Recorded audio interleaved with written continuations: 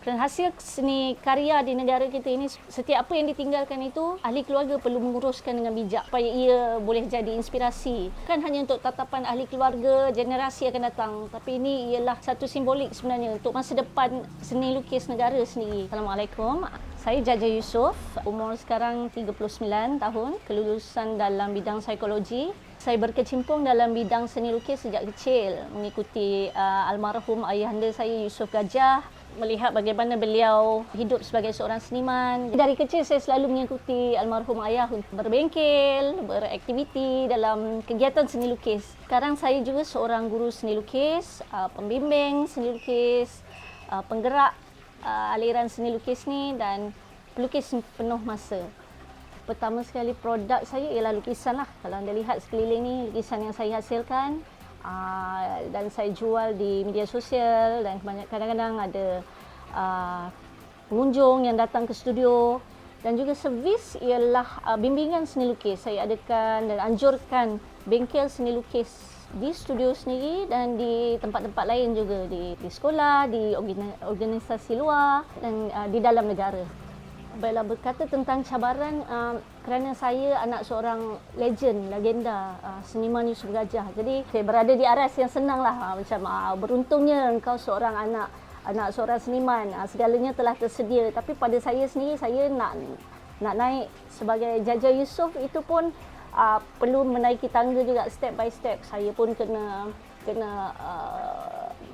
menggunakan kos sendiri untuk pembelian barangan ni. Saya perlu kos sendiri, menyimpan wang sendiri untuk beli, dan sebagai seorang ibu juga menguruskan masa sebagai isteri, sebagai ibu, untuk masa untuk melukis, masa untuk kerjaya saya lah berjalan dengan sempurnanya.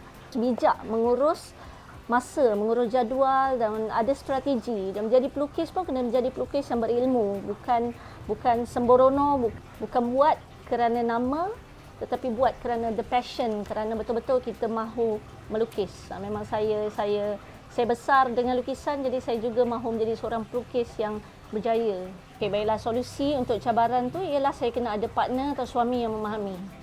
Kerana kejayaan seorang pelukis tidak sama dengan kejayaan yang lain. Segi idea, daripada segi masa, daripada segi hala tuju kita sebagai seorang pelukis itu, ke mana kita 5 tahun lagi, ke mana kita 10 tahun lagi. Jadi suami memang perlu memahami, perlu ada kerjasama dalam kehidupan saya sebagai seorang pelukis. Be creative, be a creative person, be educated, rajin membaca, rajin update diri dengan apa situasi dalam dunia bisnes sekarang. Menjual hasil karya kita jadi duta pada produk kita sendiri. And to me this is very big. Kita adalah duta negara kita juga. Pada saya dunia seni lukis, terutama dalam negara kita ni, tak ramai pelukis-pelukis wanita. Jadi mana yang ada itu kita, macam saya sendiri, saya anggap diri saya juga jadi role model atau inspirasi untuk orang lain juga. Untuk legasi perniagaan, saya beri contoh macam Picasso, pelukis yang sangat terkenal di Eropah.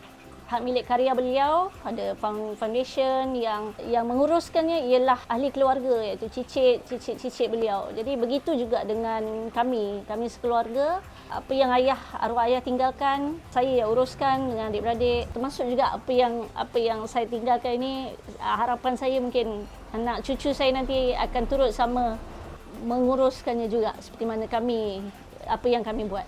Kerana hasil seni karya di negara kita ini, setiap apa yang ditinggalkan itu, ahli keluarga perlu menguruskan dengan bijak supaya ia boleh jadi inspirasi. Bukan hanya untuk tatapan ahli keluarga, generasi akan datang, tapi ini ialah satu simbolik sebenarnya untuk masa depan seni lukis negara sendiri. Hasrat untuk diri sendiri, biarlah saya dapat memberi dan memberi, melukis hingga umur saya mungkin 80-90 tahun, membantu industri seni lukis ini supaya lebih meriah. Generasi kita akan lebih menghargai seni lukis. Kemeriahan industri seni lukis negara kita ni lebih kurang sama macam negara Asia yang lain. Kita tak payah tengok negara Europe lah. Kalau tak dibandingkan negara-negara besar, memang jauh sedikit kita ketinggalan. Tapi negara-negara Asia yang lain macam Singapura, Indonesia dan sebagainya, biar negara Malaysia pun setanding, sama di peringkat itu. Setiap bulan, setiap minggu ada acara-acara seni lukis dan diberi sambutan baik dari pihak kerajaan, ada dana, ada inisiatif untuk para pelukis, pertandingan daripada pihak kerajaan, badan-badan korporat memberi sambutan dan galakan baiklah untuk para seniman. Tak kira di mana pelukis tu berada, di Semenanjung Malaysia, Sabah Sarawak, kami ni semua harapnya diraikan dan diberi sambutan yang baiklah.